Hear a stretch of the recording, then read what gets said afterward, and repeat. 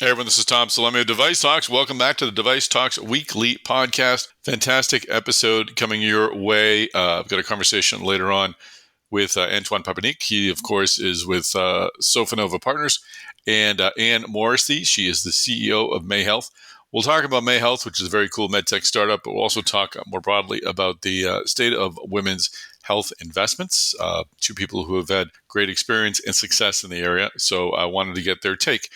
We'll also hear from Chris Newmarker, and Sean Whooley will be our special guest today. He's going to help us break down the rather unusual partnership between Abbott and Medtronic in the diabetes space. Before we roll into the show, though, please make sure you join us at Device Talks West. It's happening on October 16th and 17th at the Santa Clara Convention Center. You can go to west.devicetalks.com. Our early bird rates are expiring soon. So make sure you go to west.devicetalks.com to register and save yourself a couple $100. And also check out the speaker list and the agenda. We're continuing to add both discussions and speakers. They're coming in. We're going to have most of the larger OEMs there: Abbott, Baxter, Boston Scientific, Medtronic, Stryker. More and more we'll be focusing on interventional surgical robotics, connected health, neurotech, and other specialties within medtech. So it's going to be a great roll up your sleeves, kind of get into good medtech talk sort of experience. So I honestly and truly hope you'll join us there. Again, go to west.devicetalks.com. All right, you ready for this? Ready.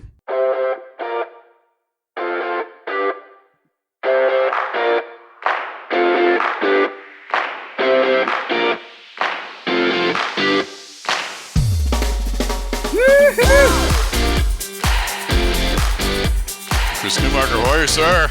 Doing well, Tom. Doing well. Chris, I'm working on some more music. Ready? Let's see if you can All hear right. this.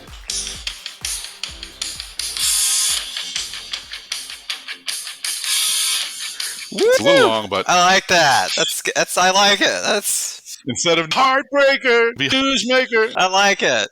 There we go. It's more my speed. Good. Yeah, that's more your speed. More of a You're Gen X to get more. I like it. It's good. All right. Maybe we'll. Hopefully, Neil won't sue us if we. Just do a little bit of the riff. Yeah, just a little bit of the riff. Yeah. Just like dun. All right, here's Chris. I just like start taking guitar lessons, so I can just bring it on for each episode. There you go. Be like dun, and then like stick going. Good. Sounds great. All right, Chris Newmarker. We have a guest here today. We got Sean Whooley. Hey, man. We do. Welcome. Hey guys, how's it going? Sean and I were talking. Sean has seen Pat Benatar in concert. My first concert in tandem with REO Speedwagon. It was a special event for a 14-year-old. That's exciting. Who didn't know either of them very well. Pat Benatar was my second concert. I think Supertramp was my first. My big brother took me to see Supertramp. So Pat Benatar, that would have been mid-'80s. So yeah, a few years in between mine and yours, Sean, but we have so much in common. You ever seen Sting live? I've seen Sting. I have, yeah. I saw Sting in 1991. Were you alive in 1991? Actually, it was 1989. No, neither. Yeah. Well, this conversation's going well. Chris, how are you doing? I'm doing well, man. There's, Tom, there's big news in Minnesota. Is there really? Yep. I was reading today that the price of the unlimited milk at the state fair is going to be $3 instead of $1 this year. So unlimited milk, is this like a bottomless cup of milk? Yes. They've got a barn with things that you fill up cold milk at the fair. Are you filling up directly from the cows, or no? Is there an intermediary that's I hope not. I've never heard it. There isn't a cow inside the barn while you're filling it up. All right. You don't like pull the thing and hear like a moo inside. No, that's not how it works. But there's just a natural limit on how much milk you can drink, right? I mean, you can especially if it's like hot summer weather. I mean, some state fair years, it's you get some nice 70-degree weather. Maybe a cool glass of milk. I'm Googling, is too much milk dangerous? Bad for you. Well, since we live in a big dairy part of the country, I would say no. I mean, you can drink as much milk as you want. I mean, All right, nothing immediate. Consuming too much full-fat milk can contribute to elevated cholesterol levels and increased risk of cardiovascular disease. So, all right. I guess they're not being too reckless at the Minnesota State Fair. We're helping out the customers, right? Yeah, that's right. Helping out Medtronic's right there. There we go. Yeah, right. Exactly. It's devious. It's so crazy. It just might work. There's even like there's always like some kind of medtech exhibit somewhere at the state fair, usually every year. So there you go. So you got like you got the milk, and then you check out the little Newmarkers pulling you by the hand, saying, "Daddy, Daddy, let's go take a look at the aortic valve exhibit." Totally. Yeah, you got it, man. Forget the Ferris wheel. That's how we roll. That's how forget that. Forget the mini donuts. Mini donuts. My son, I bring this because my son this summer was at a local farm making donuts, and they make normal, like, I don't know, I'm holding in my hand like 4-inch diameter donuts, which are good. But he'll come home with like the scraps, like when the donut machine is running out of batter, and they just make tiny little blobs of donut. Those are fantastic. Oh man. Like Entenmann's Those awesome. are they're kind of Entenmann's, but they're smaller. And our conversation this summer has been like, why don't they just make all the donuts that size? Because they're better than the actual donuts. So I'm on board with mini donuts. The deep fried mini donuts, man. Yep. Yeah, we got that going here. You have unlimited milk and deep fried mini donuts at the fair? Seriously, and a medtech exhibit? And Pronto Pups. Do you know what Pronto Pups are? I do not know what Pronto Pups are. Don't know what Pronto. See, you got it. That's a Minnesota pups, thing, man. Or are they an ice cream treat?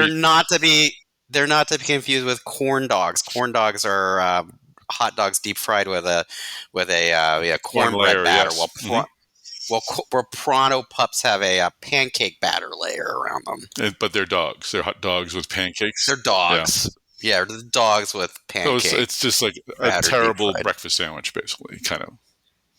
No, they're people who are like, that they got to get their Pronto Pups as they go to the state fair. It's like McGriddle on a stick. It's griddle on a stick. I love it. There you go. Anyway, every time you talk to us about the fair, I just become more and more intrigued. So, but we're not here to talk about when is the fair, by the way? Are you going? When are you going? Now I need to delve into this. Do you have your date yet? Just in 2 weeks. Yeah, we haven't bought the tickets yet. Yeah, we'll get over there though. Right. Well, it's an annual tradition. We'll get a full report. We actually, just as a programming note, we won't have a Device Talks Weekly next week. We'll be rolling out our new podcast, Structural Heart Talks. So that will be coming out next Friday. So just one podcast next Friday. So hopefully by the time we return, Chris, you'll have a state fair story. That would be it. Tom, some year we're gonna get this to a point where some year we're gonna do Device Talks Weekly at the fair. I mean, you walk around, they got Minnesota Public Radio stand doing broadcasting. They got the local TV that will have like Device Talks. I think that would be fantastic. I at the fair. Yeah. Sean, you'd have to be there for crowd control to keep the people away. Keep the people from chugging their unlimited milk too quickly. No, we want them to do that. That'll help medtech companies. Or beer. There is beer being sold. Now my unlimited beer? No, there isn't. That would be scary. All right. Dang it! I thought we had a loophole. All right. Yeah, there you go. Unlimited beer. Do you have any news, Chris Newmarker? Right. We played the song. Do I have to play it again? Do I have to play the Heartbreakers? Yeah, do it again, man.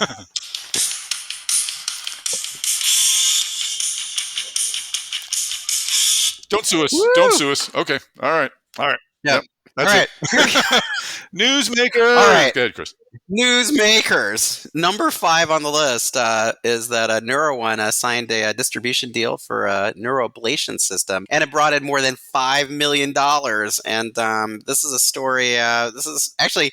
Let me check here. Oh my gosh! Every story we are talking about this week was written by Sean here. So Sean, I mean, what stuck out to you most about the NeuroOne story? It seemed like it garnered a lot of attention because of sort of the, mystique around the partnership, because obviously NeuroOne has a partnership for its electrodes with Zimmer Biomet. And I remember when that sort of broke a few years ago. That was a big deal. So obviously there's no named company. There's no real terms of the partnership disclosed at the moment. But I think a lot of It's an people... undisclosed global medical technology I company. think a lot of people are intrigued to see what happens with it. And obviously ablation is a big topic in medtech. And when it happens to be in the brain, I think a lot of people are sort of intrigued to see where this goes. Oh, so this is NeuroOne. I was reading radio RF lesions in nervous tissue for functional neurosurgical procedures. I thought this was more along like the spine, but this is for the brain. Interesting. Yes, and they've got these implanted SEEG electrodes that it's Sean, tell me if I'm remembering this right. It's kind of like this like thin film electrodes that kind of like the delivery system is like, it's kind of almost like it's like through a kind of like needle-like device through the skull, basically. Yeah. So what they do, they're at the subsurface level of the brain and provide up to 30 days of recording, monitoring, and stimulation. So sort of a wide variety of options, but minimally invasive. So I think the whole sort of draw is that they don't need to remove the top of the skull to implant them. Exactly. Yeah, because a lot of these neuro devices, there's some kind of skull removal going on. Well, like this, they don't, and and they've had this partnership with Zimmer Biomet to use their electrodes with Zimmer's ROSA robotic systems. So now it's interesting that they've got this neuro ablation system on top of that. So you've got the electrodes. Then you're adding an ablation. So yeah, it's really, really fascinating company. So it's going to be neat to see what happens next. All right. Great. Number 5. Let's roll on to number 4, Chris Newmarker. Hey, number 4 on the list, we've got Pentax winning an FDA nod for a duodenoscope with new sterilization tech. It actually uses a hydrogen peroxide sterilization, which is there's been a lot of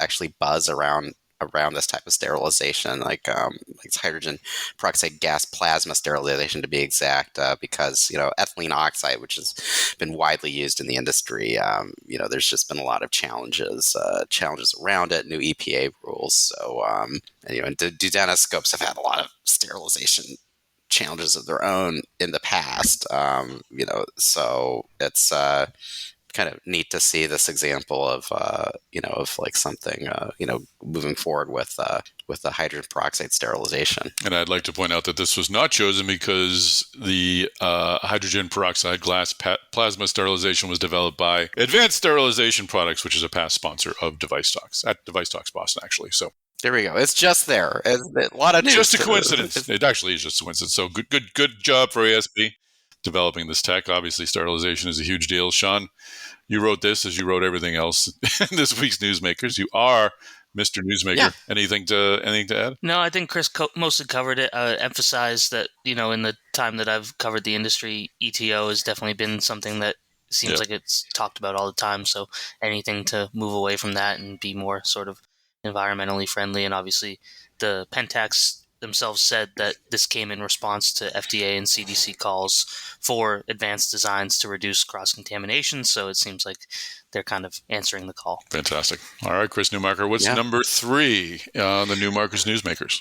Well, number 3 on the list, we've got Allurion Technologies announcing their suspending sales of their Allurion balloon from the market in France.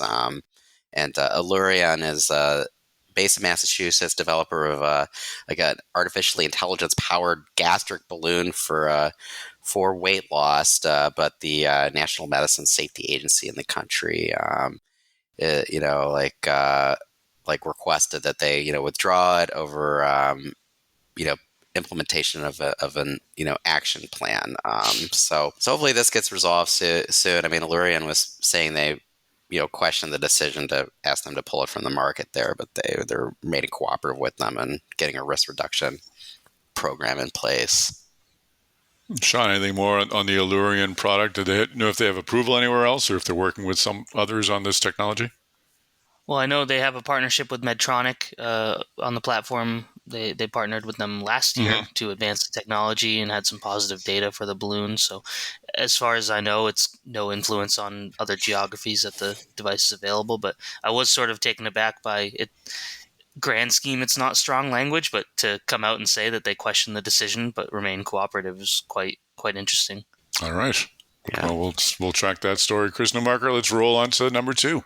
Number 2 on the list, we've got Cosmo Intelligent Medical Devices announcing FDA clearance for the next generation of the GI Genius hardware that's distributed by Medtronic. This is like the 6th generation of the hardware, and this latest iteration includes FDA cleared Colon Pro software, and this helps identify potential polyps and standardized quality metric reporting during colorectal cancer screenings. But we had a demonstration of GI Genius at a previous live DeviceTalks event. It's really cool technology, and it's a good example of the use of AI in medtech right now. Like that they have this software for colonoscopy procedures that kind of puts these boxes around like things that a gastroenterologist might want to look at more during the procedure. Like help them more accurately diagnose what's going on. Oh, interesting. And I'm just reading an article that Jim Hammeran wrote for Medical Design and Outsourcing. It came out July 9th. The title of which, the headline, How Cosmo Cranked Up Cancer-Catching AI Behind Medtronic's GI Genius Colon Pro. Cosmo Pharmaceuticals Division developed a neural network that allows Colon Pro to spot signs of colon cancer that physicians might miss during a colonoscopy. So they're developing basically the software and the neural networks. Sean, is that the relationship? Medtronic does the distribution. Cosmo Pharma's Intelligent Medical Devices unit is the one sort of developing the technology behind the GI Genius. Yeah, it's obviously we've sort of operated with Medtronic at DeviceTalks events, and I know you've had Gio DiNapoli on, who's now formerly with Cosmo rather than Medtronic, I believe, on the podcast before. But yeah, it's seemingly a pretty fruitful partnership. And as you mentioned, the MDO article from Jim, there are, I think, 3 linked in the article on MassDevice. So if you want to see sort of more in-depth dives into what the technology is, it's all there. Yeah, I mean, this causes like more than 50,000. Colon cancer causes like more than 50,000 deaths in the U.S. Each year. So I mean, anything that can make colonoscopies more effective to catch this early is great. Oh, and I thank you for bringing up Gio DiNapoli. I know he had left for a business called Cosmo Pharmaceuticals, but I didn't realize they had a relationship with Medtronic at the time. So I just assumed. When I saw Cosmo, I'm like, I wondered if it was the same company, and it is. So they're based in Ireland, and I know Gio had talked about wanting to relocate back to Europe, so it seems like it was a great fit, and they continue to do good work together with Medtronic. So, all right. Good deal. Chris Newmarker, let's roll into number 1, which is the reason we have the great Sean Whooley here on this week's Newsmakers. Well, number 1, there's just a really interesting major partnership announced in the diabetes tech space, and I'll pass the floor over to Sean here. Sean, tell us more about it. Yeah, so Abbott and Medtronic have partnered up to collaborate on a system, a CGM that would be based on Abbott's very popular Freestyle Libre continuous glucose monitor, and pair with Medtronic's automated insulin delivery technology.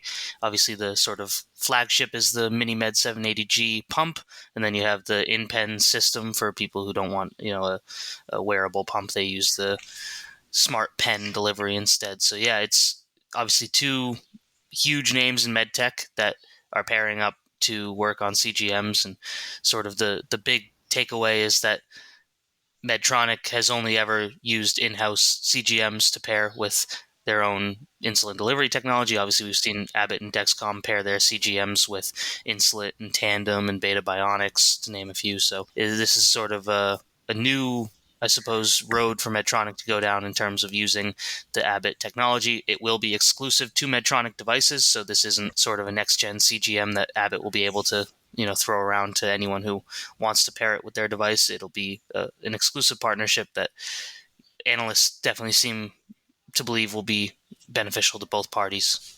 Looking at if I remember correctly from the article, I think they definitely viewed the partnership as a positive for the both partnering organizations and the companies you mentioned, Dexcom, Insulet, and Tandem, each took a little bit of a ding in their stock price too, sort of suggesting that this may not be great news for them. Certainly not debilitating or deadly news for them, but not great news for them. Yeah, I think the main takeaway was sort of Dexcom as a CGM sort of rival of Abbott might take a hit, and Tandem as sort of the most like-for-like pump rival of Medtronic, if you will, took a hit. Insulet less so, only because the form factor of Omnipod is much different than anything Medtronic offers. Obviously, Medtronic is looking to get into the patch pump game. They tried to acquire that Korea-based EOFlow, and that fell through. But there's also discussions about in-house development. So that may, come to the fore down the road. But for the time being, Insulet doesn't really seem to take a huge fallout from this. But it's definitely investors were not as high on those companies yesterday as perhaps they would have been the day before. Well, especially because Abbott's seen so much success with the Freestyle Libre like CGMs. I mean, it's kind of like the CGMs. And tell me if I'm right, Sean. I mean, the CGMs that are getting a lot of excitement right now, for helping out people with diabetes, or really like Dexcom's CGMs, and then the Abbott Freestyle Libres. Yeah, they're the two clear front runners. To be honest, it's something I should know, but I can't tell you necessarily which one has a larger base, but they both, they reach a large population within the diabetes community. There are other CGM makers. I know Senseonics has its implantable long-term one, but that is similar to the way Insulet's different from Medtronic's pumps. It's a different form factor. It's a different sort of desire for a person with diabetes to want that long-term implantable. A lot of people find the ease of use of the application for the Dexcom and Abbott ones. They're really small and just they're definitely the big ones, and they're the ones that connect with insulin pumps right now. So obviously they already have that established ground, and now Abbott's sort of taken the next step, a bigger leap. The idea that the Freestyle, that there's going to be a version of the Freestyle Libre that's like exclusive for Medtronic insulin pumps, which, I mean, it'll be interesting to see how much that like leads people who like Abbott CGMs to be like, well, if I need an insulin pump, then I should use a Medtronic pump, because there's a version of the Freestyle Libre that goes well with that. And someone who uses, say, a Tandem pump but likes the Libre can now look at Medtronic's pump and say, oh, does this offer more? Or, not to pit the two against each other, but that sort of is the case. And then according to the analysts, Medtronic's pumps and insulin delivery devices extend to 700,000 people. So that adds, potentially 700,000 users to Abbott's, back pocket. And one, Travis Steed at Bank of America, said it likely adds $100 million or more in growth per year for Libre. So it's a pretty big jump. Yeah. Oh, and creative move by Medtronic. I remember they've been looking at the diabetes business for a couple of years now. Earlier on, there was talk of whether it was going to be a spin-out target, and then they brought in Q Dallara to kind of lead things up. So it sounds like kind of a turnaround. Yeah, kind of a creative solve.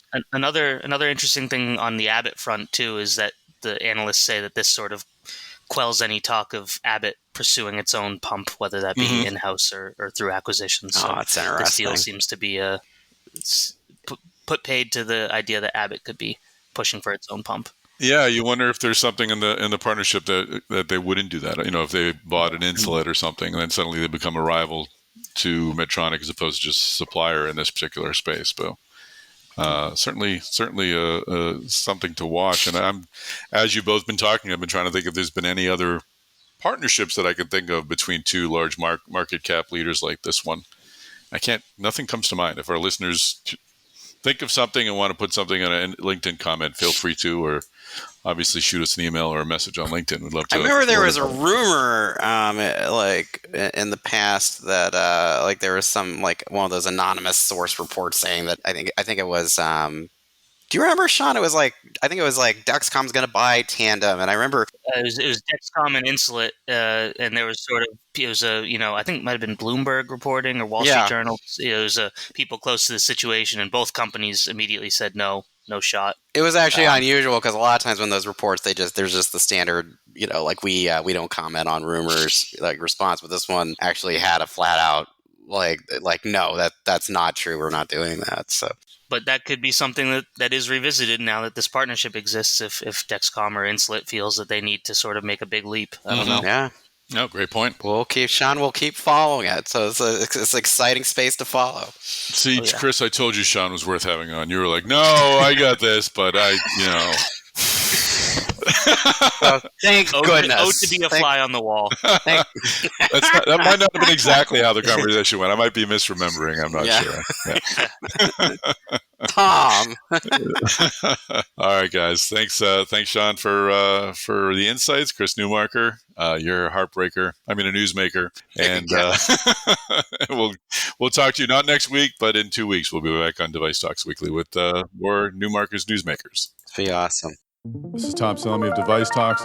We're excited to bring you another great program for DeviceTalks West here at the Santa Clara Convention Center, talking new business models, new missions, and new intentions. I can't wait until we fill this auditorium with MedTech's best engineers, entrepreneurs, and executives. This is DeviceTalks West.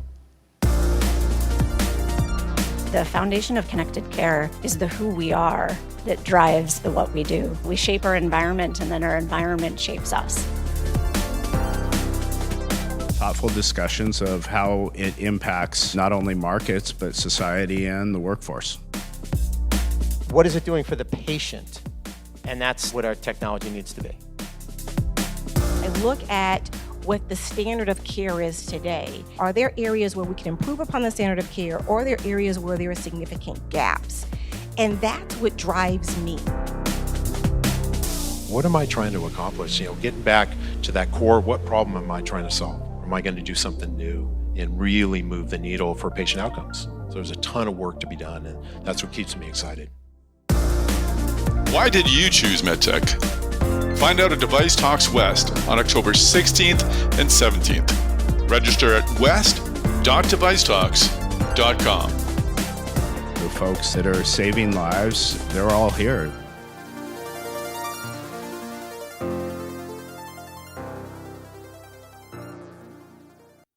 I now begin our conversation with Antoine Papiernik. He is the managing partner at Sofinnova Partners, and Anne Morrissey. She's the CEO of May Health. Antoine Papiernik and Sofinnova, of course, have backed many of the more successful medtech startups, including companies like CoreValve and Shockwave. And Anne Morrissey is leading May Health after a successful stint as a CEO at another women's health company called Allurion Health that would go on to be acquired. All right, let's listen.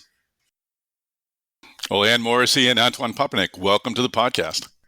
Thank you, Tom. Thank you for having us. Excited to talk about May Health and women's health in general, investments in women's health companies. I like to explore that a bit. But before we get into that, I want to understand your paths to where you are today, how you found your way into the medtech industry, and maybe you can lead us off. What was it that lured you into the medtech industry, and what makes you stay? Yeah, so I've been in the medtech industry the majority of my career. I started out in kind of sales, marketing, early strategic roles, but very quickly found an interest in women's health because it was an underserved area. And now that I'm at this stage of my career, I am dedicated to that and wanting to be able to make an impact. And I see it's a big, as Antoine and I have discussed, it's a huge white space, and there's a lot of unmet needs where we can make a difference clinically as well as economically and have healthcare impact. So that's where I am today. In medical devices in general, just what was it that drew? Was just a happenstance, serendipity that led you here, or was this a life's goal when you were just a child? Yeah, just a child. I always wanted to be in medical devices. I grew up. Father was a physician. I think, like many of us, were maybe at some point wanted to be doctors. So I was always interested in and surrounded by medicine. And then I had an opportunity right out of university to join a company in their healthcare division. And from the first surgery, I was hooked just by the procedure and they had to drag me out of the first. Yeah, I was going to say, once you see that, I'm sure, like, well, what am I going to do? Working out in an office with a cubicle? Like, no, this is too cool. Yeah. Antoine, how about you? I know you started at Unilever, and then you started at VC, and then you were early on, 1997, like right when this all began to rise in medtech industry. What was it about medtech that drew your interest as an investor? Were you an investor at that point, or were you doing something else? Yeah, no, I became a healthcare investor in '95 in another firm than Sofinnova, and I joined Sofinnova in '97. But already one of my first deal was a medtech deal. It was called Sometech. It was a cardiovascular deal. We actually sold this. The founder of this is a gentleman called J.R. Asquith, who is a venture partner with Sofinnova 30 years later. So, it's about people often, and certainly having had an early exposure to what you can do in devices and how you can treat unmet medical need and change people's lives. I think it's once you have it, it's difficult to change. So, I've been very fortunate to have encountered amazing people, Jacques Seguin at CoreValve, and we've done many things with him since then. Of course, I was involved with CoreValve, but also with Recor, with Shockwave, with a bunch of people who have just transformed patients' lives. And when I get excited with people just trying to change the course of diseases. It happens that, and I never wanted to be a doctor, to be honest. I always thought I was going to be a business guy, but both my parents were physicians. In fact, my father, if I may say this, my late father was an obstetrician. In fact, he was the first one to do an IVF in France back in 1983 or something like that. I can't remember. So infertility, women's health, I wouldn't say it was sort of I had it at home because that's what my father used to do. He was, so for me, that was very natural. So from, the second I saw, and we're going to talk about that, but the second I saw Mayhealth, I thought, that makes total sense. So that connected a lot of the things I had heard about from my childhood onwards to my medical device practice as an investor. That's fascinating. I want to get into women's health and Mayhealth in a moment, but you've been involved with so many. You mentioned several, CoreValve, Shockwave. What is it that is there a trait, is there a quality that is consistent amongst all of these companies? Is it the founder you've connected with? Is it the technology? Is it the opportunity? You're going to say it's all three, but what is really sort of, what do you latch onto? Do you latch onto one thing? Do you latch onto a bunch of things when you're identifying a company that you think is going to be the next big thing? I'll say it's all three for sure. For sure, yeah. Because look, first of all, you have to ask yourself the question: what if they're right? What if this physician entrepreneur is right? Does it make a difference? And if the answer is no, then don't bother. If the answer is yes, maybe, and this is what you need to do, then this technology and people interface is what makes the difference in all the success stories that I've been involved with. This was what made it possible. So, of course, a lot of it has been in cardiovascular historically because of how important, of course, the diseases, etc. But as you explore, you realize that in many other fields, in surgery, in women's health, there are fields where, there are huge unmet medical needs. We're going to talk about Mayhealth. 10% of the women population. I mean, how bigger can you get?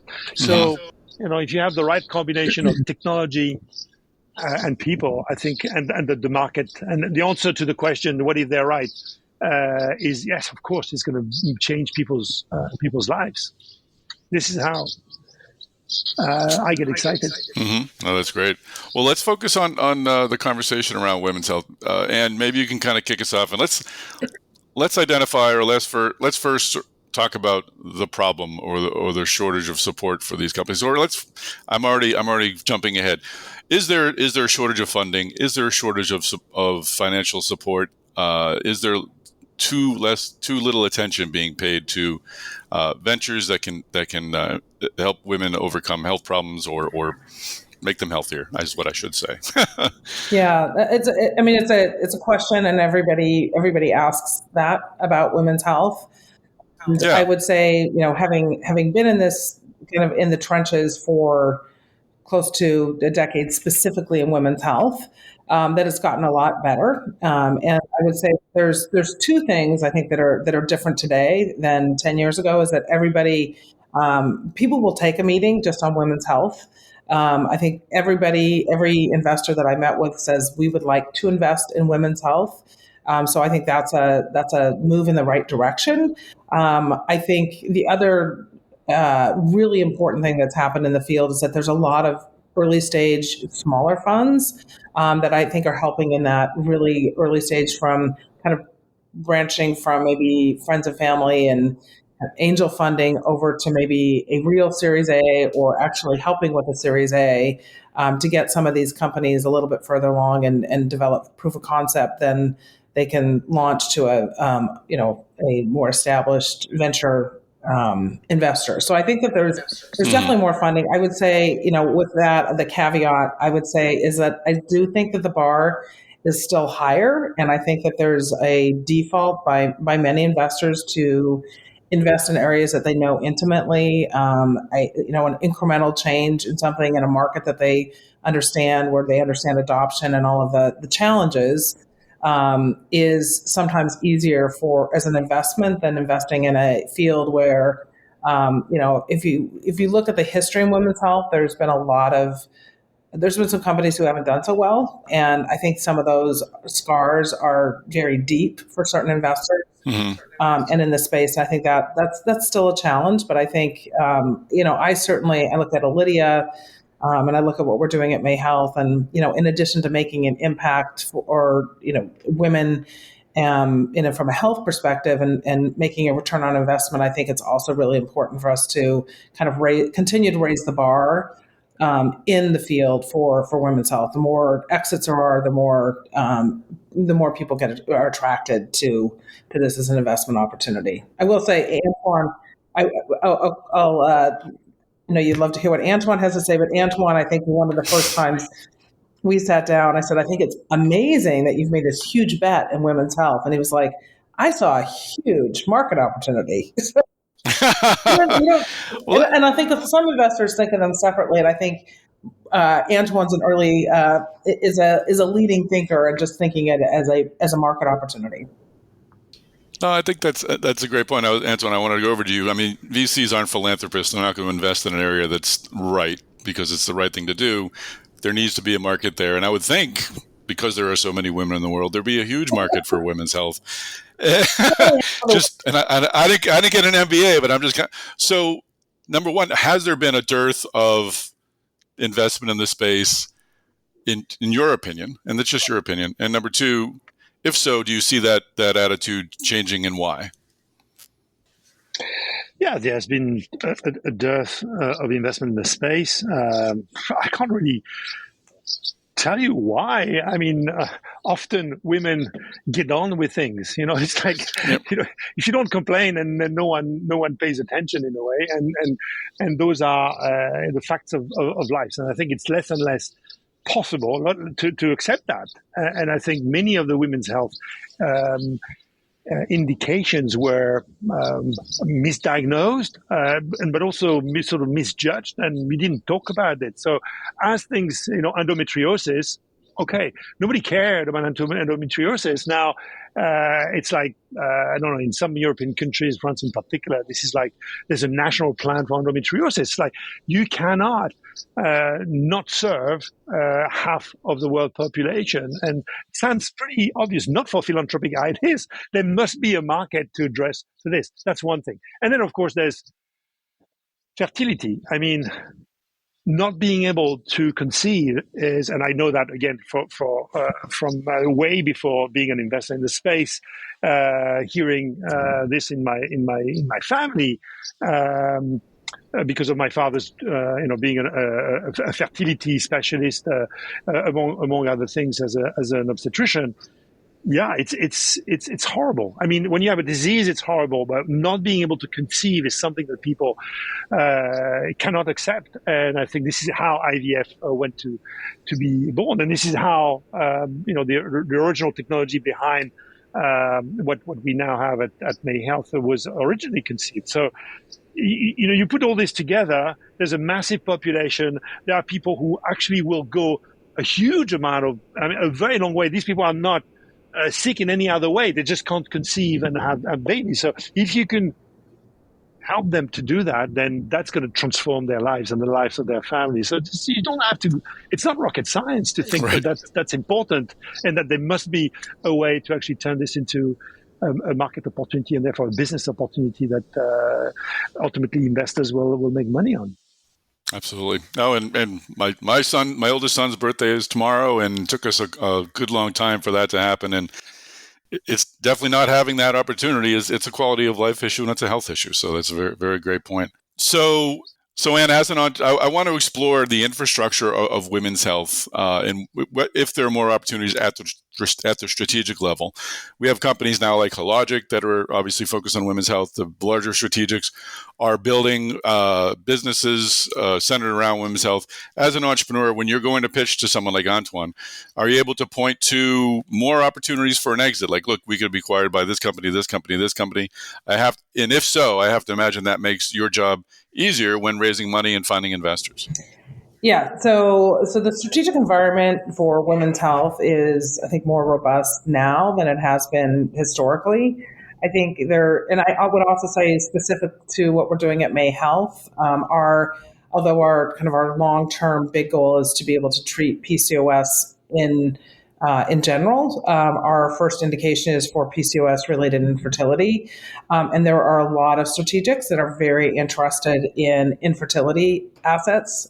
So be able to and there's two things I think that are happening. There's one, I think there's the Hologics, there's the Coopers, there's also this crossover with pharma. So we see Organon, Botulidia, and I think we see Ferring also with some interest in crossing over, not just being in the pharma world, but also being in the device world. So I think that's an interesting trend that we're starting to see emerge. And then I think there's a lot of other, some of the big device players that are thinking about, I want to get into women's health, and how could I do that? And I think infertility is one of those areas where there is interest in, particularly in an asset like what we're working on. So I think there's a lot that's happening there, and I think of that as less of maybe an issue than historically has been the case, and certainly, again, I'm experiencing that currently through the lens of May Health and what we're working on here. Mm-hmm. So, and Antoine, could you add to that and maybe give a little more of a global perspective as well? Do you see a broader corporate interest in infertility globally from other companies, and just if you could just add to what Ann was saying as an investor. So fertility for sure. I mean, fertility is an area where there has been it's a very business savvy opportunity. Yeah. So the IVF clinic is our profit centers, and that means that the idea that you can actually make money in developing a therapy that would address some of the unmet medical need is already there. And yes, corporates are more numerous now and more interested than they used to be. But I would say I will make a comment that I've seen being true for other sectors, including cardiovascular. I think in the field of medtech, of course, there's a number of acquirers, but if you compare medtech to biotech, there's a much smaller universe of buyers. Right. And I think companies to succeed nowadays, at least, and I would say that's maybe it was different 20 years ago, need to actually build their business. And I think this is what that's very interesting in May Health, is that you actually can you build the business by yourself. There are areas where it's impossible to build a business by yourself. Look at Shockwave, of course. The success of this is that they have built a business that ultimately became just an amazing growing opportunity that ultimately was irresistible for J&J, and that's something that is possible in the field of infertility using MaHealth. As Anne said, I think what's very, very interesting about MaHealth is that infertility treatment is our first indication, and that there may be other opportunities much broader, in fact, opportunities in treating polycystic ovary syndrome, which is a metabolic disease. And these women have a lot more risk of, Anne will come up to that in a second, but that opportunity is much, much bigger than just fertility. So if we can build a business in fertility, and then we can then explore the rest of the PCOS, polycystic ovary syndrome issues, that you can build a business for the longer haul. And I think that's a recipe that you need to have to be a self-standing company in medtech. Great. Well, we've dropped a lot of breadcrumbs about MaHealth, and why don't you introduce us to the company? People are wondering, what? Tell me more. So, tell me more about MaHealth. You mentioned PCOS a few times. Tell us a bit more about PCOS and what solution are you hopefully developing? Yeah. So MaHealth is we're clinical stage. We have a device treatment for polycystic ovarian syndrome. So PCOS is a lifelong endocrine disorder. It's something that starts when a young woman hits puberty and will affect her across her lifespan. So everything from kind of early on insulin resistance, so issues maintaining weight, hirsutism, so very like facial hair or losing scalp hair, so male patterned hair, and cystic acne at an early age. None of those things are very, very well liked, but oftentimes young women are just put on birth control pill to manage some of the symptoms. And then when they hit kind of fertility years, they realize they have PCOS, which is where our first indication is. But the other effects of PCOS are stunning to me, that there are no treatments today for PCOS. It affects women, 50% of women by the time they're 40, if they have PCOS, will have type 2 diabetes.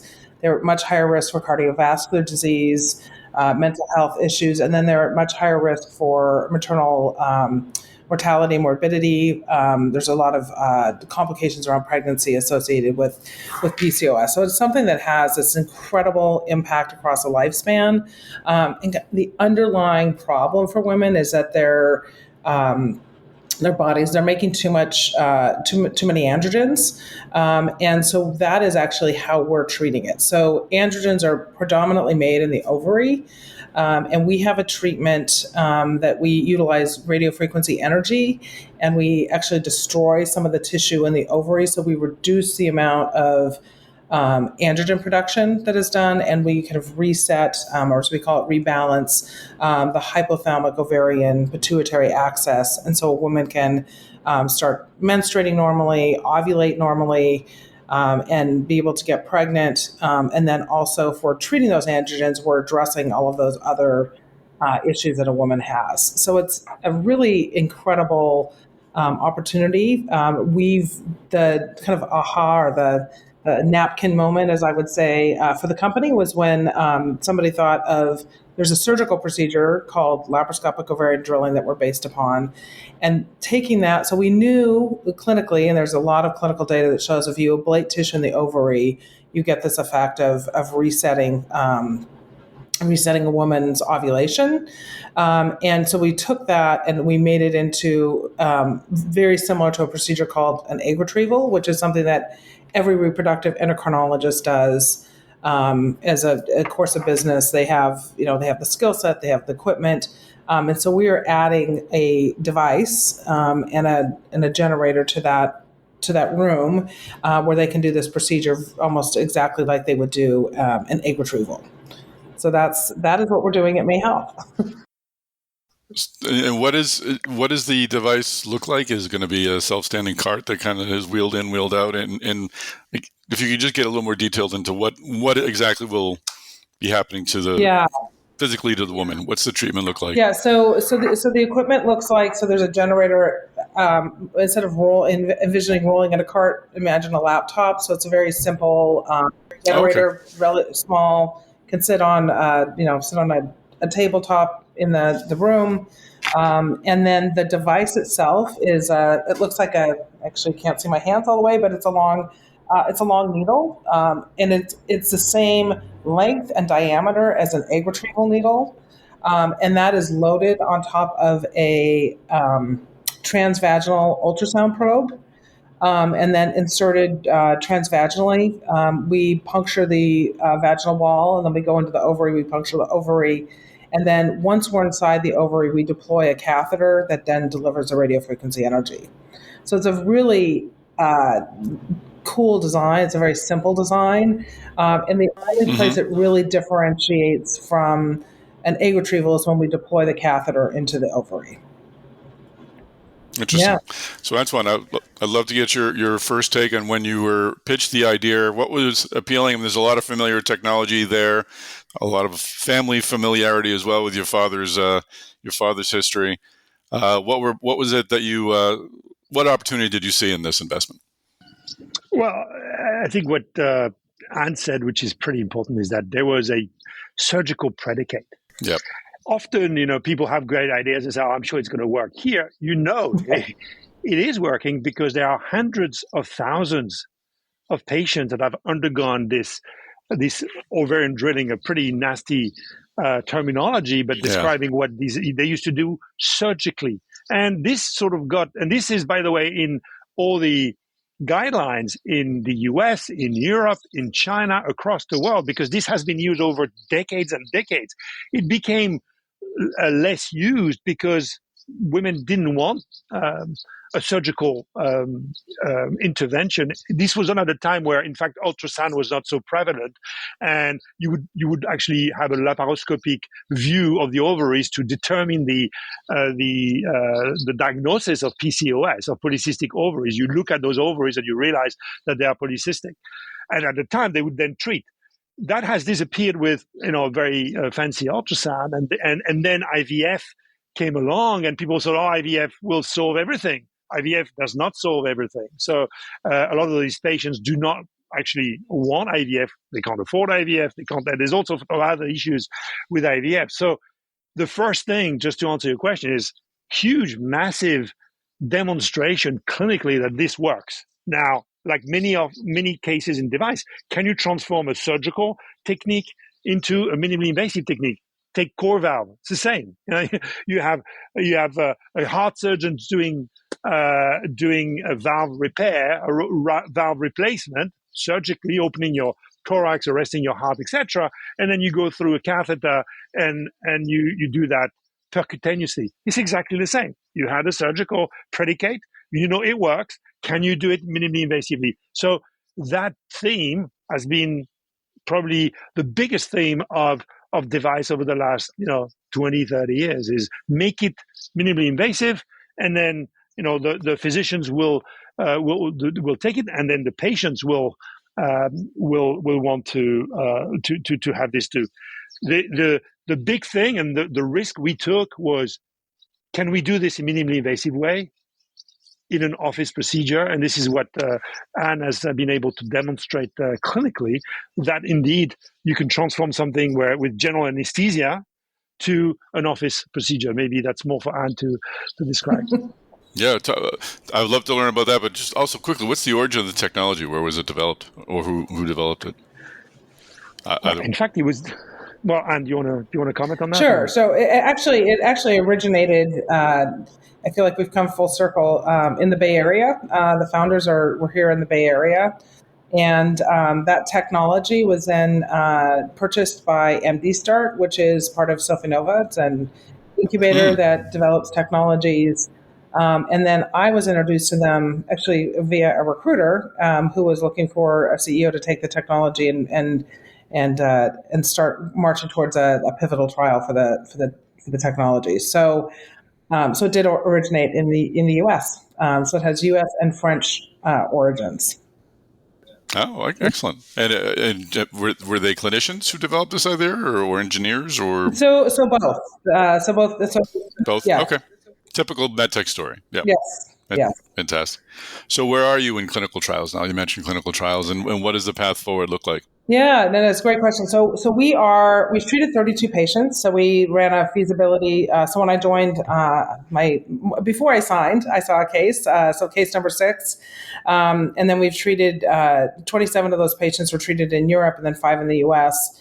With that data, we went to the FDA with a pivotal trial design last year, which they approved, and we just after we closed our Series B, we just treated our first 2 patients in our pivotal trial. So we're running a pivotal trial that should take about a year for enrollment, and then that will be the data that we'll submit for PMA to the FDA. And what's the clinical pathway, did you say? PMA. So we're on a PMA. Okay. Yeah. And do you have a sense of reimbursement yet? You're probably not there. They're obviously paying for surgeries, so. Right. So I will say one of the beauties of our business model is that we are first going for a fertility indication. So our primary endpoint for this clinical trial is the restart of ovulation. We're also looking at pregnancy, and we're also looking at a whole host of cardiometabolic factors. And we will follow these patients for 3 years so we can look at the full PCOS impact. But the first indication in how reimbursement will work is it's a cash pay procedure. So 75% of fertility in the United States is out-of-pocket cash pay. The 25% that is covered by some sort of fertility coverage, most of it is unallocated dollars, and they can utilize those funds for our procedure if they choose during the process of it. We are also in parallel. We are starting to think about how this would ultimately. To me, the big win is we get this covered by insurance as a medical procedure for women who have PCOS. Shouldn't really be lumped into fertility, but it is, and that makes it a great way for us to be able to access this market in a kind of an easier way. Antoine, how do you see the growth of this company happening? We've talked about the multiple applications that could be. I imagine it's going to require a lot more financing, or unless this product is going to generate the cash that's going to fuel that expansion. How do you view that expansion happening financially and operationally? Well, to the point I was making earlier, this is also part of our thesis, is that certainly the first indication is one where you can actually develop your own business. IVF clinics is a very distinct path in the US. There's a number of those. They are, as I said, very business savvy. They need to understand what's in for them, that it's an efficient way of getting more patients or retaining those patients, maybe failed IVF or patients that don't want or cannot afford IVF. So the business case is one that we believe in, and that we need to, of course, upon approval, be able to develop a strategy to conquer that market. That, I think, by itself is one where I think we could become a self-standing company and do that for grow that business internationally. By the way, for many years, actually, infertility is also a big business in Europe. In general, it's like skewed towards the US, but Europe is also a big business. And if you think about other geographies, I was mentioning China earlier. There are opportunities worldwide in finding solutions that are efficient in treating infertility. So that's how we're looking at this. Let's baby steps. Let's get this through clinical trials, approval, and then let's build the business and see how that goes. Do you feel at the start of this, you mentioned when we talked about women's health and the dearth of financing, and there was a discussion about, and you mentioned some of the companies that didn't succeed, and that maybe cast a pall over the sector. Do you feel any additional pressure running a company like this when having identified as a women's health company to succeed? Does that add any more oomph to what you're already doing? I mean, you're already doing a lot, so I'm thinking not. But I'm just kind of curious, as a CEO, do you feel like you're carrying a little more? I personally, absolutely. I feel I feel a responsibility to, first and foremost to the patients to bring an option, also to, my investors for a return on their investment, but also I think just to the larger women's healthcare landscape. I think, every success begets more success. I mean, I think when I look at what we did at Allurion and how that's really, really catalyzed a lot of interest and a lot of investment in women's health, it's important and it matters. And I think, I wanted to tack on to something that Antoine mentioned about this opportunity. I mean, I think when we look at this commercially, this is just for the fertility. It's a $10 billion opportunity, and our ability to be able to access that while we're pursuing kind of a larger indication, even if with a larger indication we're not an option, which it is. We're treating an ovary and we're helping a woman actually reset her androgens. We're treating her PCOS. There's no question about it. It's really more of a regulatory exercise than anything. But we've got this incredible multi-billion-dollar opportunity that we can go after. And it's in this very discrete set of, 500 in the United States. It's 500 fertility centers. So it's a very discrete universe of physicians. It's, under 2,000 physicians in those centers. So we are, I think it makes for a really, really executable business for success. And Antoine, we've gone over the last couple of questions. We've gone over all the very impressive reasons why this could succeed and the size of the market. I mean, it sounds like it sounds like as a podcaster, I almost feel like I'm doing a disservice by constantly focusing on women's health, but that's kind of where I went into this conversation. But this is just a good medtech company. I mean, this is everything you've told me, whether it was a heart company, it's just a good medtech company. I mean, do we need to, I think at some point we'll get past having conversations about women's health. I think it's important to talk about now. But how do you view this company? Is it part of a women's health portfolio? Is it just a medtech company? What, I guess, do you want to you already have a great legacy in medtech, but do you want this to sort of be a flag for women's health? How do you view the future of this company? That's a big question. I apologize. I don't know where the hell I'm going with it, but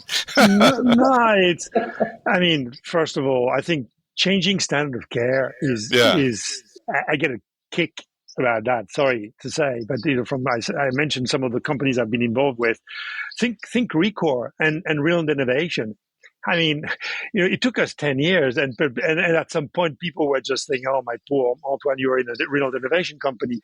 But look, if you can treat hypertension with a device, wouldn't you want to do that? Change the standard of care and everything that goes with this. It's the same here. So, of course, I mentioned I started with, it's like full circle with for my father's effort in finding solutions for women who can't conceive to this. But it has nothing to do with, it's a nice add-on. For me, it's another medtech company. My responsibility as an investor, is to provide a return to my investors. I'm sorry to say that's sort of the first point of business. But the way we find it, just back to your original question, find this connection between an entrepreneurial team, a great device, and a great market opportunity. Again, not rocket science. You put those three together, and it happens to be in women's health. Again, 50% of the world's population. Who can ask more than that? So, yeah, I would love, of course, for this to work because you prove a point. But my business is not to prove a point. My business is the one I described before. But still, it really feels good to be able to provide something, and then that patients will be able to have their life changed thanks to the investment that you've made. So it's a really nice part of our job. Well, it sounds like a fantastic medtech story, and I really appreciate the perspective on where we're headed with the investments in women's health. And Morrissey and Antoine Papiernik, thanks for joining me on the podcast. Thank you for having us. Have a great day. All right, well, that is a wrap. Thanks so much for joining us on this episode of the DeviceTalks Weekly Podcast. Once again, make sure you join us at DeviceTalks West. Go to west.devicetalks.com to check out our speakers and agendas. No Device Talks Tuesdays next week. No Device Talks Weekly next week. We'll be unveiling our new Device Talks Podcast Network series, and it'll come out next Friday. So make sure you're subscribing to the Device Talks Podcast Network on any major podcast player, including YouTube. We're on YouTube now. So if you listen to your podcast on YouTube, as many people do, you can find Device Talks there as well. I'm off next week. I'll be back the week after that. We'll have more podcasts for you then. And that's it, folks. Follow us and connect with us on LinkedIn. Connect with me. Connect with Chris Newmarker. Connect with Kayleen Brown.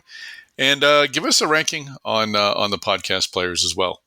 Going back to that, it does help people find the podcasts, and it's nice to see all those pretty stars. So, thanks again for listening to this episode of the Device Talks Weekly Podcast, and have a great week. We'll talk to you in 2 weeks. Take care, everybody.